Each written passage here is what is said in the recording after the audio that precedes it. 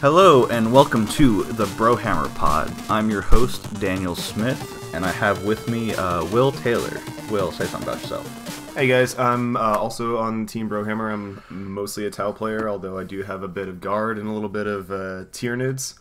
And a little bit about us. Our team is, what, number 4 in the nation? Yeah, currently we're number 4 in the nation. We're 6 points out of 3rd place.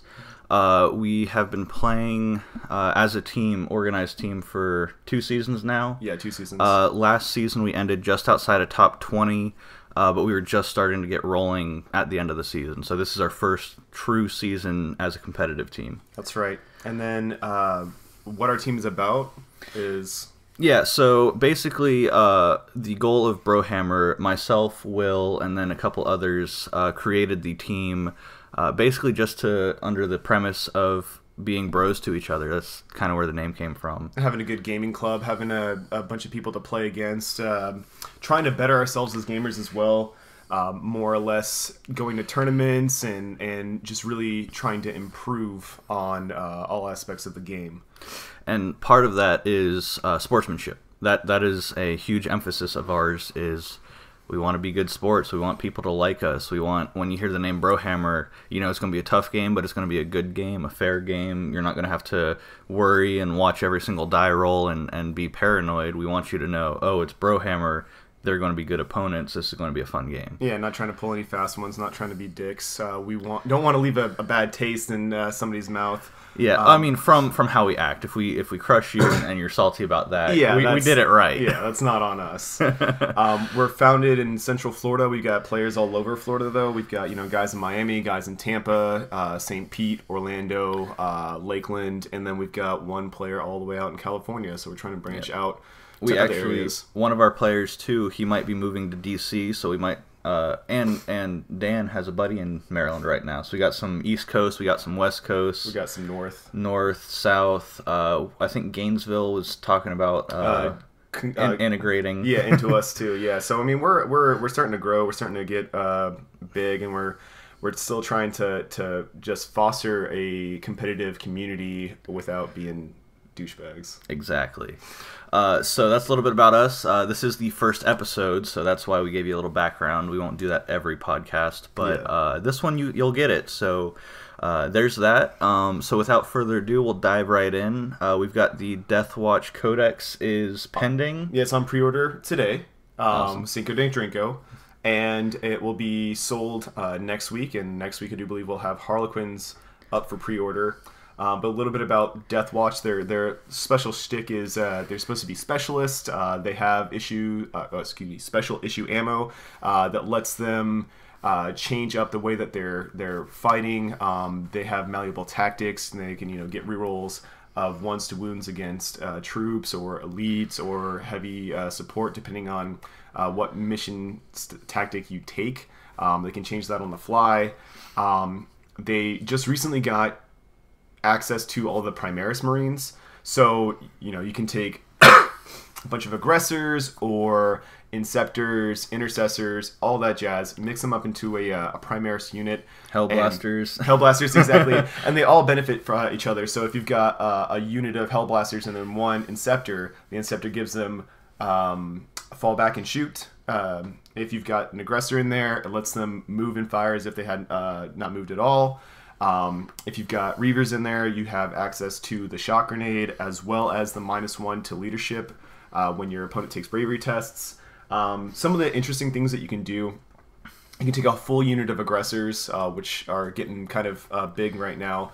You can take a full unit of them. They get 6 plus D6 shots per dude, and you can deep strike them in with some of the Deathwatch stratagems. They shoot twice if they don't move. Yeah, they shoot twice if they don't move. And one of the big ones is you can pay 2 command points and give them +1 to wound against a specific battlefield roll, which is huge if you're dumping, 12 shots plus D6 per guy. 2d6. 2d6, yeah, per dude, and just dumping. It's about 19 to 20 shots per guy. And it's they're so good. It gets wild. It gets really wild real quick. And in the current meta, especially for ATC, which is a big emphasis of Brohammer, where you can kind of build a specialized list, and like you can basically make aggressors as a troop hunter if you're going against a troop heavy like spam army, like the plague bearers that are getting popular and some others. Bears, Angors. They can get +1 to wound against like all troops, right?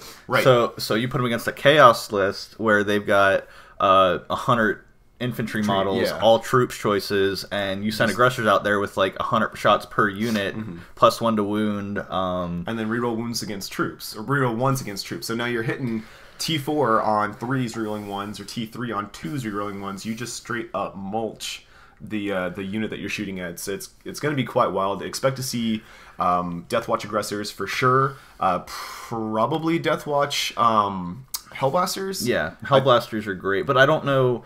Because part of the reason Hellblasters are good with Dark Angels, which we'll get into some with one of the battle reports I've got from the South Carolina GT that I went to last week. Yeah, but yeah, Hellblasters with Dark Angels, you know, flat 3 damage is pretty good. Yeah. However, and I mean they get the rerolls. They get the rerolls, the overcharge and stuff. But so think I mean, about deep striking in Hellblasters. Oh no, it's nasty too. I'm not going to talk bad about that. Definitely.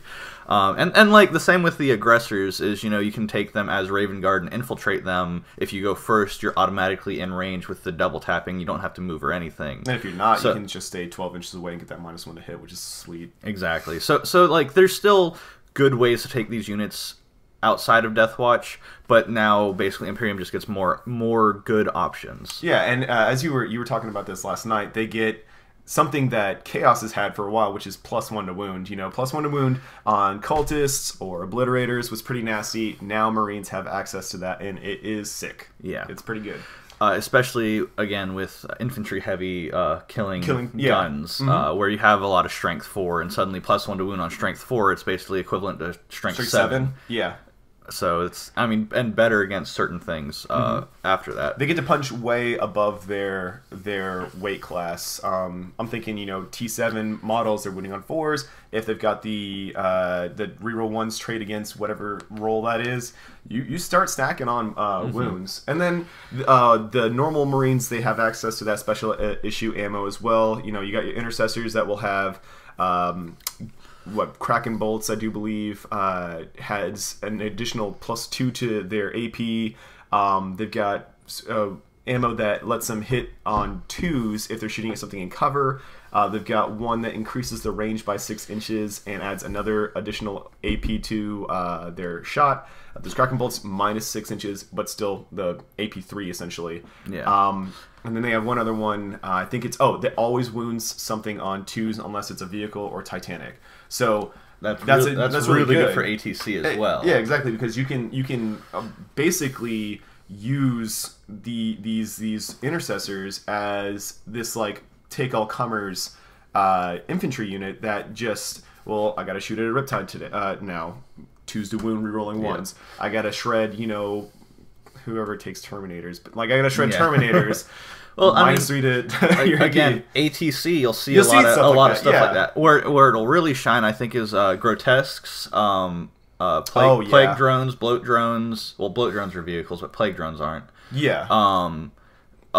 Demon Princes. You know, I'm a Chaos player, so for me, it's easy to think of applications against Chaos that'll do really well. Yeah. And then, like, with Eldar, your Shining Spears. Suddenly wounding Shining Spears, Dark Reapers, which Dark Reapers you're not going to see as much, but they're still good. They're so good. But just being able to wound a lot of these heavy hitters on 2s, where they rely on... their high toughness, their high wounds, and their good saves. Yeah, and now their toughness is irrelevant. That just makes them that much easier to kill. So Deathwatch are going to make a big splash. Expect to see them. And probably, I think they'll be used a lot in that Guard Brigade list you saw. Oh yeah, and we'll get into that too. That Guard Brigade list is absolutely nasty. We'll get into that. Shout out to Mike Walsh. Really well built list. I guess we'll go into the change of the meta as far as what happened with the big FAQ that happened in April. As everybody knows, you can't deep strike into your opponent's face turn 1 unless you've got a few special things about that. And there's the rule of 3. And there's the increase in command points for battalions and brigades, which is a huge reason why that Imperial Suit Brigade list was so good. Yeah. So what do you want to talk about as far as the FAQ? Like, Yeah, so I actually haven't been able to go to an event since the FAQ dropped, but obviously we stay up on these things. Yeah. So for me, the way it affects me is actually pretty major. I was running a couple of spam. Yeah, I had. Yeah, I was running cultist spam, zombie farm, had obliterators, deep striking in your face turn 1. Yep. I mean, you name it, and I was using it. So the FAQ did kind of hit me pretty hard, and I lost my Fire Raptor. Rest in peace, Fire Raptor. My poor Thousand Suns Fire Raptor with such a good paint job. I was so proud of it. I'm never going to finish painting it now, though. No, there's no reason to. It's garbage. But basically, so they eliminated... I'd say 90% of Alpha Strike armies, but now like Berserker Rush, Genestealer Rush, Zangor, teleportation, and even Zangor's got nerfed because you can't deep strike them. They have to start on the table. Yeah, if they you got want on that the table, turn but 1. you can still take the gem. Yeah, you take the gem and you can shunt them forward, which thank you, kind of Games Workshop for being very clear about that. Yeah. I mean, otherwise they were garbage. It was recipes Zangors as well for anybody. and the entire Grey Knights Codex. Like, oh god, yeah. So I was in the process of building my Zangors when that happened. So fortunately, you know, they did kind of rule that in our favor a little bit. I can't deep strike, warp time, double combat, be in your back line anymore, but I can still gem them forward, take the instrument, and there's discussion about being able to take the Brayhorn too. And getting that 7-inch charge. 7-inch charge. Rerolling, right? No rerolls, but you're Zinch, so you have access to the reroll psychic power. Yeah. And you spend a command point. So effectively, you can reroll it if you need to. If you can't make a 7-inch charge with 2 individual rerolls, which I think is better than rerolling both. Yeah. If you can't make that, then like you're just going to lose. Well, I mean, I've seen people not make a 3D6-inch charge. We'll Cass, talk about that. Cass, shout out to Cass who can't make 3D-inch charges. It's really sad boy. Yeah, two games in a row at a GT, he didn't make a single 3D6-inch charge. It's so bad. Depressing. But another big thing, the rule of 3, no more 4 Storm Surges. No more Tyranids. Like, they're just not a codex anymore. Well, yeah, Tyranids got hit the worst. Mm-hmm. Originally, I was thinking it was a tie between Grey Knights and Death Guard, because Death Guard loses Plague Burst Crawlers, they lose the Zombie Farm. Pretty much Death Guard as a whole is not going to be a codex you see You'll be seeing them taking more options from other codexes. Yeah, they'll just be a supplement codex again. Yeah. Thousand of Suns being the primary Chaos Codex. Yeah. So initially, you know, that was my thought. But then once we started getting into the Tyranids book more, you've got Hive Guard, kind of Exocrine a little bit. Hive Tyrants cost more points, and you can only take 3. And they can't deep strike in your opponent's face turn 1. Yeah. Molochs are gone now because of that. Trigons bringing in Termagant Bomb. Like, it's not going to happen because of turn 1 as well. Yeah, they really suffer from having too much stuff on the table and then not having that on the table after that turn. And Tyranids don't have a big enough punch or counter punch. They have to kind of come in waves, get table control, work you into a corner. They're not going to table opponents. They played based on basically denial, and now like you can't even reserve all of the good stuff because of the power level restrictions. Oh, that too, yeah. So Tyranids really they're kind of turning into a gun line, and if you're going to play gun line, play Tau or guard. Play guard. No, just play guard. Don't play Tau. Yeah, because if you play Tau, you're a soy boy. Yes. And so Grey Knights as well. Grey Knights did get quite a bit of a nerf, at least from what we've seen. We do have a predominantly Grey Knight player who would simply take a bunch of Cyber Wolves so that he could deep strike in a bunch of I think it was Purgation squads. He would take a bunch of Purifier squads. I don't know what. I've never played against him in all the tournaments. Like, it's just a bunch of squads with a bunch of silencers, and then he would take Vortex of Doom on each and every one, and he would deep strike 1 a turn, and then boost him up and do Vortex to try to just dump 1,000,000 mortal wounds on you. Yeah, and everything's in the army smites, which that was a small buff they got. Oh yeah, that's right. But their smite is only damage 1. Thousand Suns really got the buff. Yeah. Except Pink Horrors, Pink Horrors don't get that. So even though they cast on a single die 6 and it's only damage 1, they suck. Still, yeah, like they just suck. They're more for board control and shooting, anyways. But 18-inch range, can't deep strike turn 1. Pink borders are garbage now. Right, yeah. Okay, salty. But yeah, so I mean, they were bad before. As far as the FAQ and how it makes me build my lists now, I do play Tau. That's, like I said, my primary list. I wasn't doing the commander spam previously, and then after the codex came out, obviously that's incredibly dead. And I never really. The rule of 3 never bothered me, and crisis suits are already still really garbage, so the deep strike thing doesn't mess with me. Honestly, Tau got a huge boost from the FAQ. The only thing I would have liked them to change is instead of Tau commanders being one per detachment, yeah, it would just be nice to be the 3. Because then you can take a supreme command of with 3 commanders and then build your list as normal, which everything else can do. Thousand Suns get it with their Demon Princes and Ahriman. Mids can still do it. Tyranids can do it with their 3 Hive Tyrants if they want. You can do that with Shield Captains. Shield Captains are still really, really good. So every other army that liked bringing a spammy HQ, they can do it the exact same, except Tyranids can't bring 6 or 7 or 12 or however many they were. Hive Tyrants, they don't have those anymore. So, but yeah.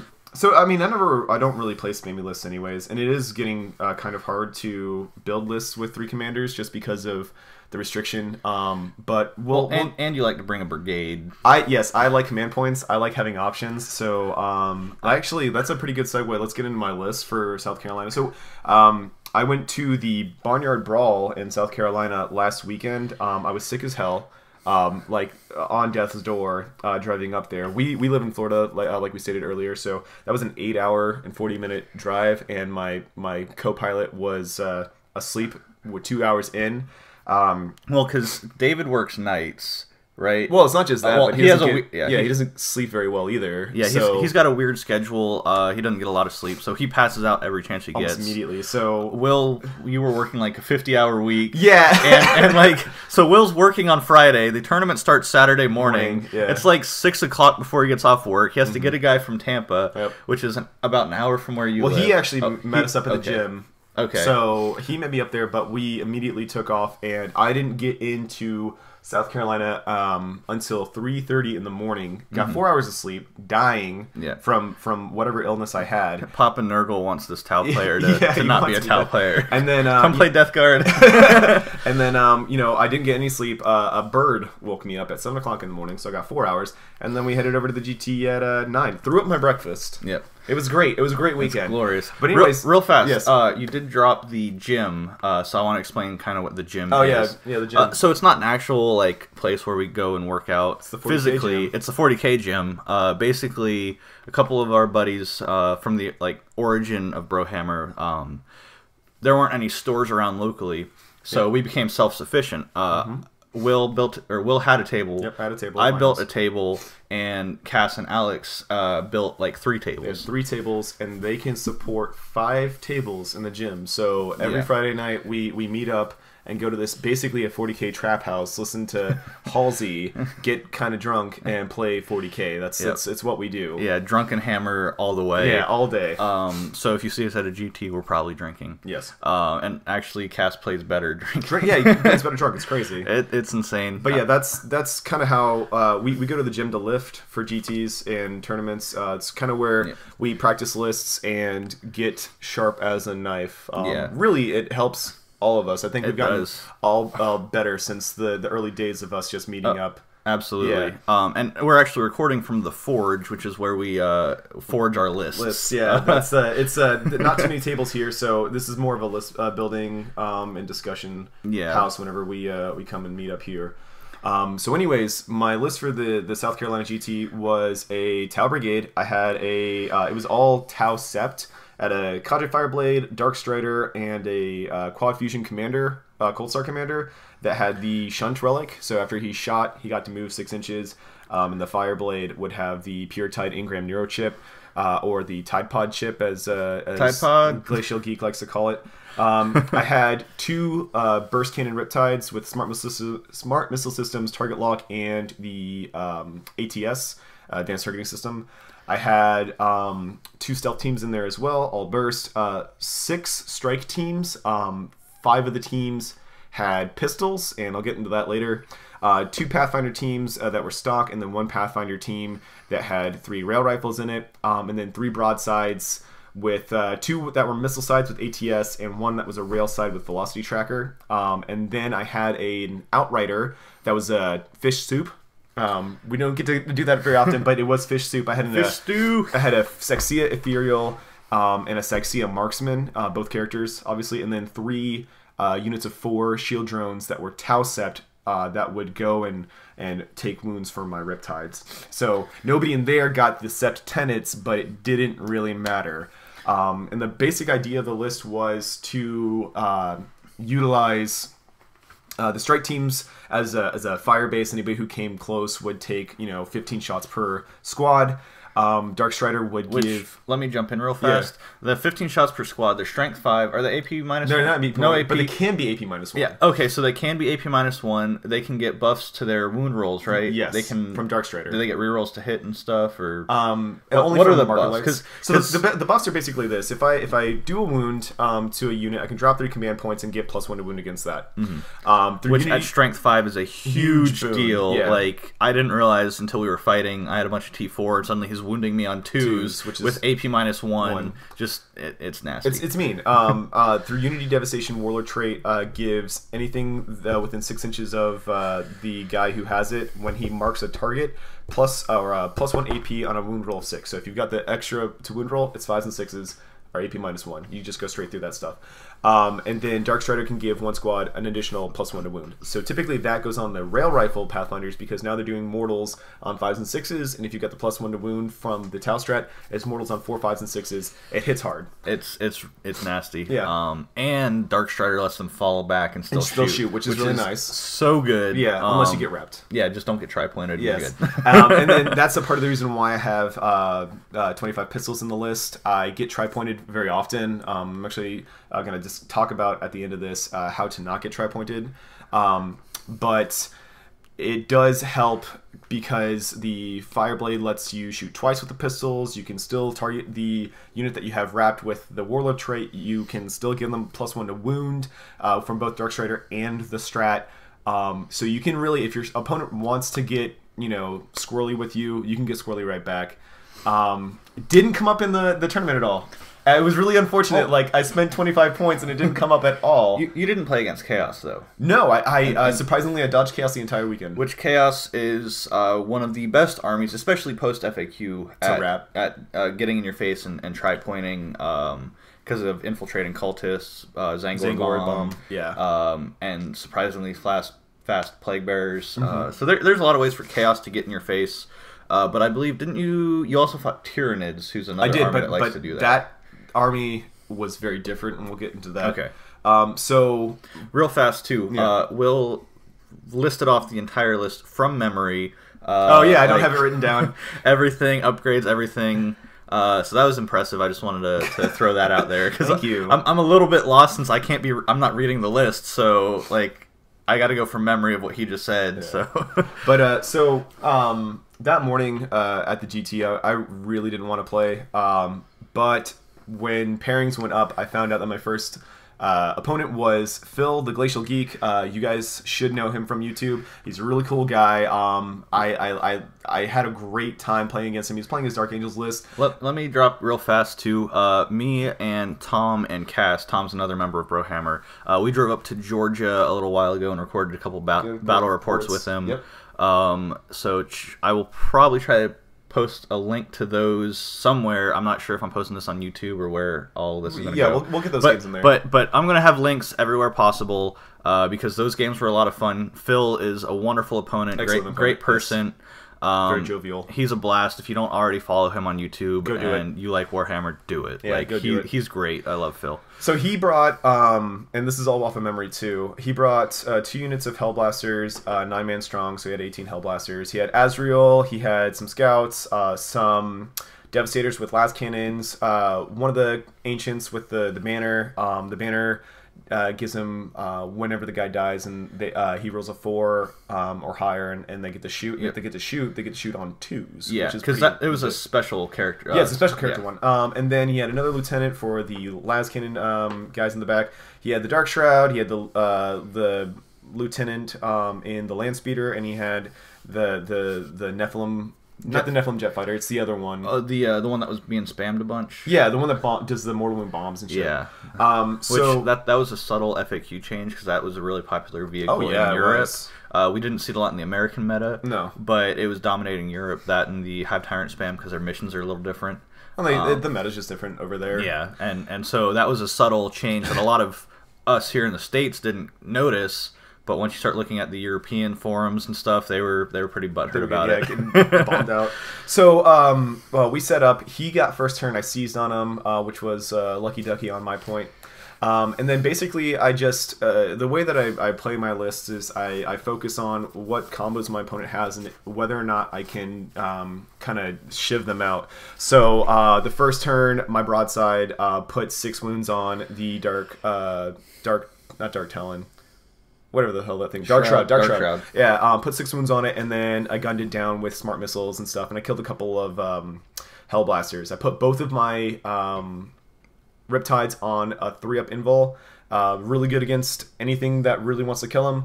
And then 1 on the 18 shots through Branch Nova, which is legit. If you're not doing that with your Riptides, do it. Branch forever. And you can also give them the 6-up Feel No Pain, right? From the Ethereal, yeah. Yeah, so you can use the Ethereal to give them the Feel No Pain, and then you do the Nova. Yeah. You have a small chance of... I mean, throughout the game, you'll save maybe 1 or 2 mortal wounds. Doesn't matter. Which, that can be a big deal. It's a big deal. In the battle report with the Glacial Geek I did, I took 1 wound from a vehicle blowing up, and it cost me a Fire Raptor. So, 1 wound is a big deal. And then the way that I started off that turn, actually, or at least that shooting phase, is I used the Marksman in a high position to put the orbital marker distribution stratagem on his jet fighter, which was 6 inches from everything else, and it was the only thing he could see. So free marker lights on everything with 6 inches is clutch, and that definitely helped me kill. Is that the vehicle that gives everything a -1 to hit? No, it was the Flyer. The Flyer was up, and you can only do it if you see something, and that was the only thing I could see, but it was in 6 inches of everything else. Gotcha. So, boom, marker lights everywhere. That marker light strat is also great if you, like when I was running the zombie farm, you know, I have Typhus and Necrosius who were handing out buffs to the entire army. Yeah. But you can get marker lights on characters and then snipe them out with sniper drones. Yeah, definitely something to look out for as well. Sniper drones are really good. And because you're using these buff characters with an aura, it makes you highly susceptible to that marker light stratagem, which is really good.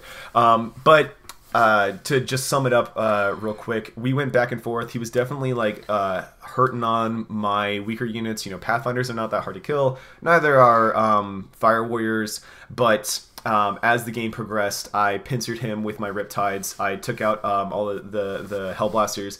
Every time they decided to shoot, he targeted my Riptides. You can't kill them when they've got a 3-up invul save. It's really hard. And the game ended with me moving all of my Fire Warriors within rapid fire range of Azrael and just gunning him down like the last samurai. Yeah, it was legit. Phil had a good time. You know, he wasn't salty about any of it. We really enjoyed that game. And it went, I got 32 points. It wasn't a total tabling, though. And a little nugget drop. Phil, that was his only loss. He went 4-1 at the event. Yeah. Actually, both of the people that I beat before the bracket system, which I'll get into as well. Before I sent them both to bracket hell, they walked out 4-1 in both their brackets and won money. So you're welcome, Phil, and you're welcome, Nick, who was my second opponent. Once again, I was like, okay, cool. I played the Glacial Geek. I'm done for the day. I'm just gonna concede my next opponent, and then I found out that it was Tau, and it was 3 Riptides, a Yavara, 27 shield drones, and no marker lights. And the guy Nick, who was a very nice guy, he was talking about how he and Alex Finnell and some other people wrote up this list and how it's probably the best Tau list. And I've got a little bit of an ego, so I was like, well, just a little bit of one. Well, I've got to beat him this time. So so I went into that one thinking I was going to lose. He got first turn. And we had a little bit of a discussion on the Tau drones and how they work. So we ended up playing it like this. When you target a battle suit and you wound them with your 2 wound roll, they can then choose to pass off the wound onto the drone on a 2-up. It's called Savior Protocols. So the way that he was understanding it is you roll to hit, you hit the suit. You roll to wound. The suit has not yet been wounded because it has not failed a save. And so he would take his saves on a suit first and then pass the wounds back, which, to clarify, is it is the wrong way to do it, because when you look in the book, you do 2 hit rolls and you have hit. And then you go to 2 wound rolls, and technically when you pass that wound roll, the model is wounded. It's counted as wounded even though it has not taken damage. Damage is then applied to the model after you've failed a save. So we were doing it out of sequence. I was too sick to argue the fact. So it is what it is. He started off, I null deployed real hard. I didn't want to take, 3 broadsides worth of shooting. That's not fun. Or not broadsides, riptides worth of shooting. Especially if he gets a little hairy and wants to really go hard. And go all in on the 18 shots per. Yeah. Oh, and also in defensive Nick, he has not played with Tau that much. He's been very busy at work. He even didn't realize that you could take the PureTide Ingram Nero chip for free on any of his characters without taking away a weapon slot. So he didn't have that on his list. I gave it to him just because he gets it for free. Yeah, and you want to play against optimized lists and optimized opponents, because otherwise you're kind of doing yourself a disservice in playing the game. Exactly. You want to play like Richard, our other Tout player. He always says, I want to play my opponent with their best list and the best possible way they can play it so I can learn. So he's very forgiving. Yeah, he gives a lot of mulligans. He plays by intent, which we all kind of try to do. Yeah. But that's kind of the reason why is to get better. You want to play against the best in the best possible situation. Right. So his first turn, he moved up with all of his Riptides. He took his Yavara off the table, and he killed like a couple Fire Warrior units and a broadside and some drones. He just took it all out. Marked the drones. Yeah. So then I popped Monka. I moved all my stuff up. I laid into the Kroot screen that he had and into 1 Riptide. And I was able to put that Riptide on 2 wounds, even with the drone thing that he was doing. I didn't kill all the drones, but I did kill the Kroot. His turn, he dropped in his Yavara and tried to murder one of my Riptides. I put both of them on 3-up invul saves. I don't want to lose my Riptides. Seriously, guys, 3-up invul saves are great. It's a big deal. So he drops in, does little to no damage, and then all of his drones are out for me to see. And I just proceed to, doctor them out. So I focused his drones with all of my Fire Warriors, got the +1 to wound strat, all that jazz. Took out 2 drone units and then murdered his Yavara, easy peasy. And that's when the game started going my way because he had no marker lights in his army, so all of his stuff was hitting on 50%. And that's not good for Tau. So he's hitting everything on 50%. He's not killing anything. He's not wounding my Riptides because, hitting on 50% and then wounding on 33%, you're not doing much. And then if I'm on a 3-up invul save, you're not getting anything through. So he starts getting more and more aggressive, and I'm just, using all my Fire Warriors to kill his shield drones, and then mopping up with the big guns into his big suits. We ended up calling it. I was gonna table him. That was a good game though. I think I got 33 points, and sent him into bracket 4, which once again he walked all the way through all of his other opponents that night and the very next day, and won himself like $200. So yeah, you're welcome, Nick. There's a lot of good price support at the GT. Oh yeah, it was great price support. But anyways, so they did a bracket system. The first 2 games were used to decide where you ended up. I ended up in the top bracket, which I was really surprised because I was seriously on death's door. And then we moved on into my next opponent, which was Connor Long, I do believe his last name was. He was playing Tyranids, but he wasn't playing your normal Tyranids of get in your face. He was playing 18 Hive Guard, 2 Flyerants, a Tyrannofex with the Rupture Cannon, 3 Carnifexes, and everything was, some Rippers and whatnot, and everything was Chronos. So Kronos is really good. Yeah, if you're stationary, if you're stationary, you reroll ones to hit, which is a big deal for Hive Guard, especially hitting on 3, and the Carnifex. Yeah, Carnifex is if he sits still, which he did. Yeah, which I would take Jorm Carnifex personally, but I mean, you get 24 shots if they're the DAC effects. So hitting on 3s. Yeah, that's really good. Strength 6, which is great for clearing infantry. Which he did. So to get into this one, he got first turn, which I was pretty bummed out about. He put 1 Riptide on 1 wound.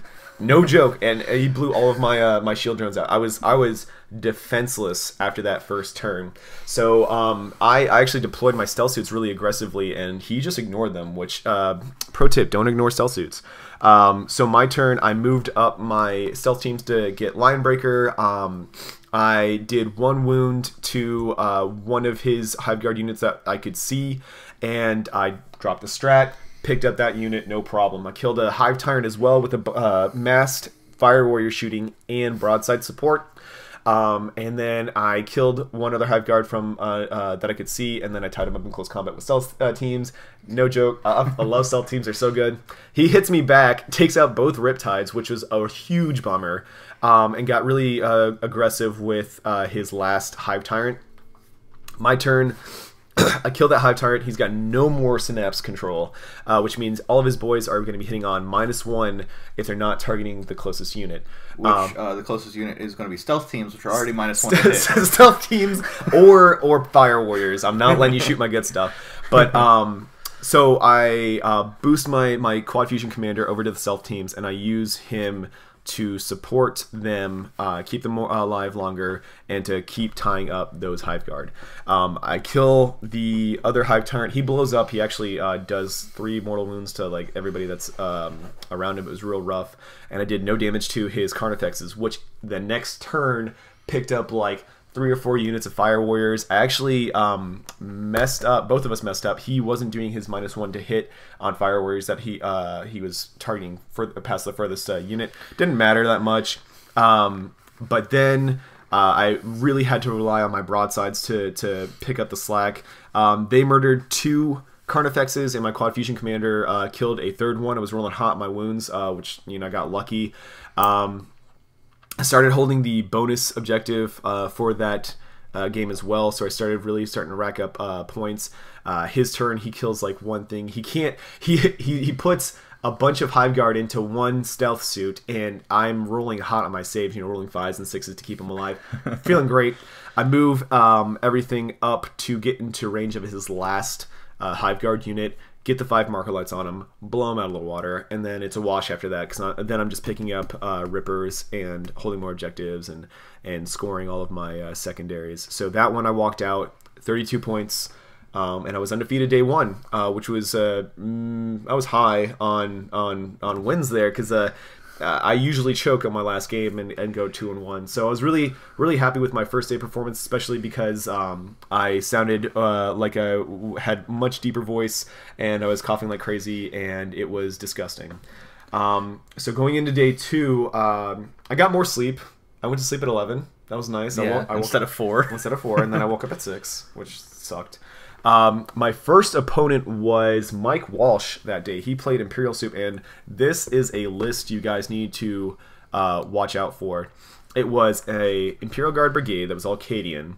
The Warlord was there. He had, was a Grand Strategist, and then Kirov's Aquila. The farm. Plus, he had Blood Angels, right? Which is another... the Blood Angels was the battalion. He had 3 scout teams, 1 Death Company team with no upgrades, and then Mephiston and 2 Smash Brothers. We're not going to use the other name for those guys. One of them had the wing, the No Overwatch wing, and the other one had the Vitus Vitae, which works a lot like Kirov's. No, actually, it works like the Grand Strategist, but it's only 1 roll for every stratagem spent. So when you would spend, 1 command point on 1 stratagem, you got 2 rolls and potentially doubled his command points, which is really good. And then he had a Custodes Supreme, 3 Jetbike Captains, 2 of them with the 3-up invul save, and the Vexilla. The Vexilla gives out the 5-up invul save and Fearless in a 9-inch bubble. The 5-up invul save, you have to be wholly within, but the Fearless you do not. And this guy started off with 21 command points, spent, I do believe, 8 command points on all the relics. Yeah. So he was at 13, and then he would do Victor of the Blood games every single time he put a guy down, which put him at 11 command points starting. So we played on a very densely packed table, and I deployed conservatively, except for with my broadsides. I tried to fake them out and get them in range of squishy stuff. I ended up seizing, which was good. I popped Mon Ka on my broadsides, and then I proceeded to whiff horribly. I couldn't kill a scout sentinel. I couldn't kill, a mortar team. That's bad. I couldn't kill a death company with smart missiles. It was starting to get real hairy real quick. His turn, he moved everything up. Killed some Pathfinders with some scouts, because Blood Angel scouts wounding toughness 3 models on 2s is no joke. Smash Brother came in, killed some stealth teams. The Death Company survived 30 Fire Warriors and 3 Rail Rifles in Overwatch. I could not... Which Tau Sept Overwatch is on 5s. And I could not for the life of me kill one of these idiots. And then he tri-pointed Dark Strider, which means I can't shoot at them. And it was bad news bears. He got aggressive with his one of his Dawn Eagle jet bike captains. I couldn't kill that guy either. And then I saw how the list worked, and it clicked, and I knew I was in trouble. He moved the Vexilla up, measured 9 inches around him, would combine 2 infantry squads together, would put all of his characters in the center next to the Vexilla, and then put the 20 guys around in a bubble, and then would cast Emperor's Shield on them. So Emperor's Shield is +1 to save. The Vexilla gives you a 5 invul save, so now you're at a 4 up. Take cover puts you at a 3 up. So you've got 20 3 up invul save bodies. Keeping your characters, making them unable to be targeted, and then using the new FAQ to take units that were already on the table, deep strike them in, and then do the 3d6 charge with your Blood Angel Smash Brother.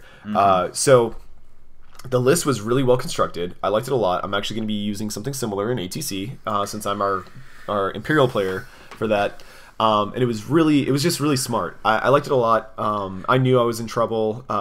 Yeah, really cerebral lists like that where there's a lot of layers of strategy. They're satisfying to watch when they're firing on all cylinders. Exactly, and like it had a lot of table control. It had a lot of objective control. It didn't give up. I thought it was going to bleed kill points. It turns out it doesn't at all. Yeah, because when you're combining squads into... Yeah. Yeah, it was rough. And one thing with ITC, the way that works is... you get Reaper points if you based on the original size of the squad. That's like with the zombie farm, you'd start at 19. If you went up above 20, they'd still only get 1 point for wiping the unit. So it functions the same way when you combine squads. If they were all like the 9-man mortar squads, which you're saying they were just 10-man regular infantry squads because he knew they wouldn't die. No, he was taking mortars. Oh, he was taking. Yeah, no, he had 30. He had 3 Reaper points that he could have given up. Okay.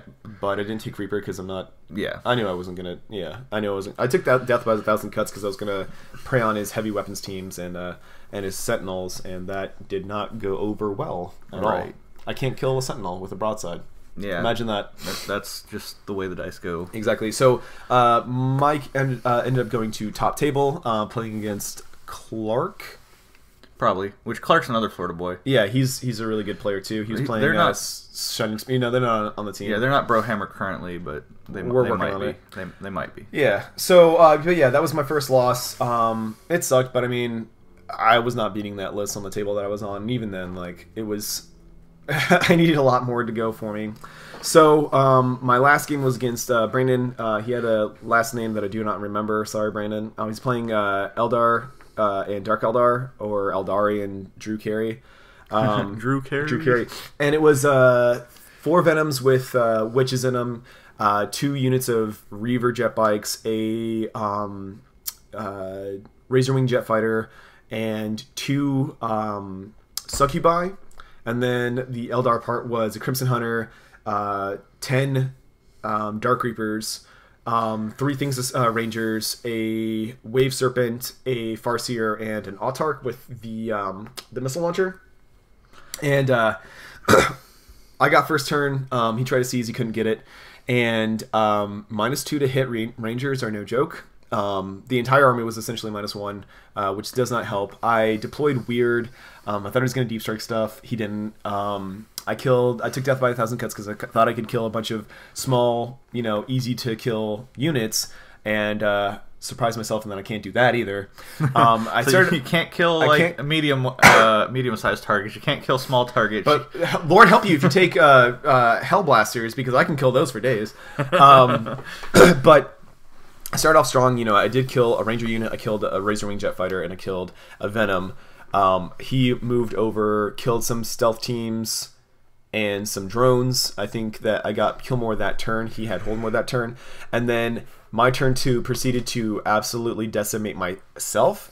I wasn't able to kill a Crimson Hunter. I put a broadside, a quad fusion commander, and 2 missile sides in it, left on 4 wounds, which was rough. I couldn't kill a freaking Venom. I couldn't kill anything. I killed 2 units that turn. It was really bad. He got into my lines with the Reavers. Couldn't kill anything in Overwatch. I had a Succubus sitting on 1 wound for 3 turns. That woman took broadside Overwatch. She took so much. It was terrible. I tried to kill the freaking Crimson Hunter again with my quad fusion commander, and I left it on 2 wounds left. Yeah, man, it was bad. I moved up. We only made it to turn 3. It was rough. I ended up losing that one, and I went 3-2 overall, which was really disappointing because I really could have done 4-1. But sometimes that's how the dice rolls. I made poor decisions. I really shouldn't shoot Rangers. That's really stupid. So there's that. One thing that I wanted to discuss was how the bracket system worked after the fact. So if you went onto Best Coast Pairing and look at where I was in 7th place because of how the brackets were, but the bracket system doesn't break it into wins overall. So I ended up going 25th. One of our guys won his bracket and went 3rd, and one of our other guys who was in the top bracket with me, he went 4th with the 4-1 placing. The prize support, like we said, was really good. It started off at 75 and ended at 400. Mike Walsh ended up winning the whole thing. So one of the guys that I lost to won the whole thing, got $400 in prize support, which was nice. Congratulations to Mike. And it was a really fun event.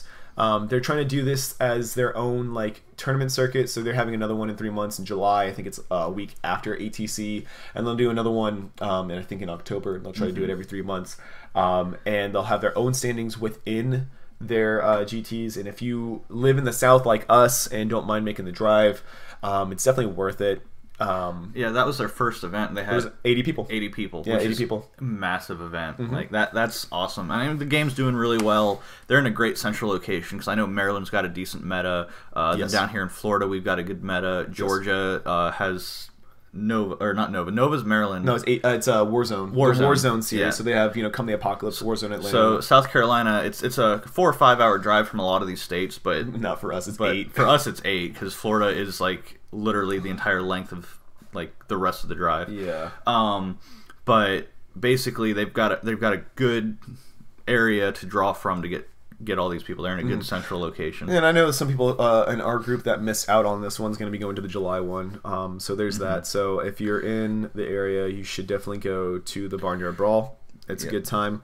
Look for the Brohammer peeps. Come say hi. Come hang out with us. We've got shirts, dice. So it'll be easy to find us, and we love growing the meta and just talking to people and about the game that we love. Exactly. The goal is to be a bro. Yeah, exactly.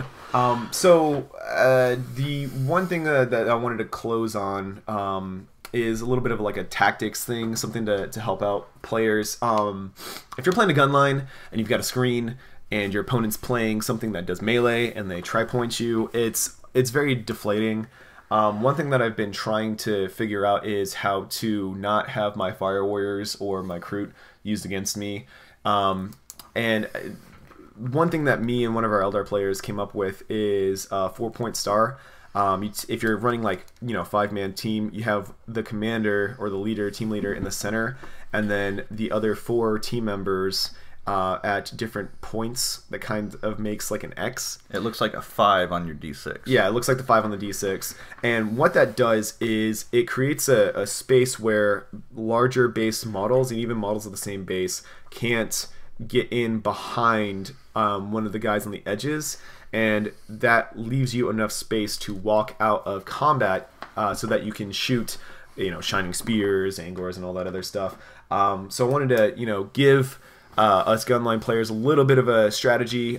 Keep your dudes clumped. You don't have to spread out as much to cover a bunch of ground if you've got a lot of small units. Mm-hmm. The worst thing to do is take 20 guys, stretch them from one end of the table all the way to the other, and then have Zangors pop up, charge in, warp time, and try point one dude. It's really demoralizing. And a good thing to remember on that too is how you pull casualties is important when you are in combat, and it's not bad to fail leadership.